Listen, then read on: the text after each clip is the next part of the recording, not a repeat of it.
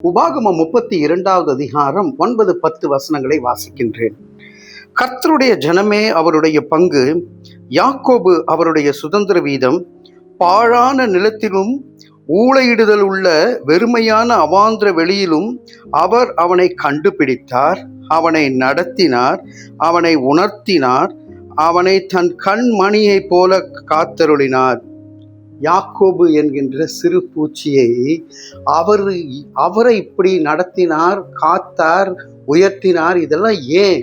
யாக்கோபு ஏங்க பாழான இடத்திலும் ஊளையிடுகின்ற அவாந்திர வெளியிலும் ஏன் போய் தங்கி இருக்கிறாரு அப்படின்னு சிந்தித்து பார்ப்போமே. ஆனால் அவர் செய்த துரோகத்தின் நிமித்தமாக, தவறு நிமித்தமாக ஓடி ஒளிந்து கொண்டிருக்கின்ற ஒரு வாழ்க்கை.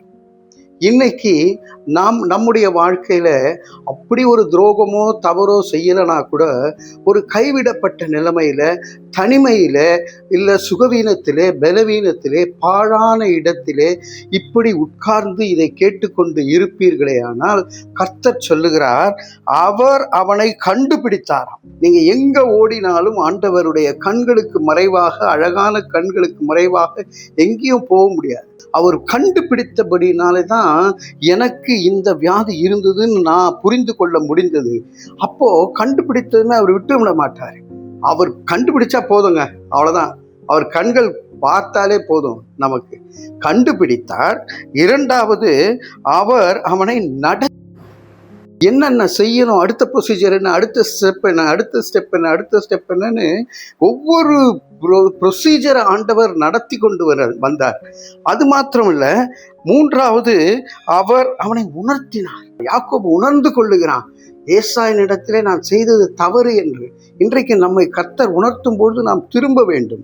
அப்படி திரும்பாம உணர்த்தினா கூட நான் இப்படி தான் இருப்பேன்னு மந்த இருதயத்தோட செவிடான காதுகளோடு உட்கார்ந்து கொண்டு இருப்போமே ஆனால் ஆண்டவர் நம்மை காப்பாற்ற முயன்றும் முடியாம போய்விடும். அவர் உணர்த்தினார், கண்டுபிடித்தார், நடத்தினார். அடுத்தது பாருங்க, அவனை தமது கண்மணியை போல காத்தருளினார். இது என்ன beauty! Am I worthy for it? Nothing.